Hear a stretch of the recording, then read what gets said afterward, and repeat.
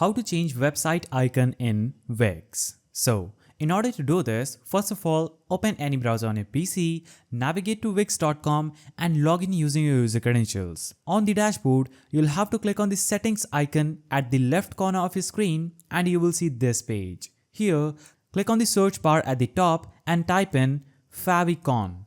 Now, select Favicon and this is going to bring you to this page. On this page, you can see a favicon is a small icon next to your site title. You can get a custom favicon to help visitors recognize your brand and to stand out in their browser tabs. So favicon is what you need to change in order to change the logo of your website. Your favicon is currently the Wix logo. You can click on upgrade to a premium plan that includes a custom favicon. That means in order to change your website's logo, you will have to upgrade to a premium plan by clicking here. This is going to take you to another page where you'll be able to see all the premium plans available for you to buy. You can buy any one of these plans by clicking on select and continuing to check out, completing the payment. Then you'll be successfully able to change the favicon just by clicking here on the Wix icon. When you will click on the plus icon that will be available here after you upgrade your account, you'll be successfully able to change your website's logo.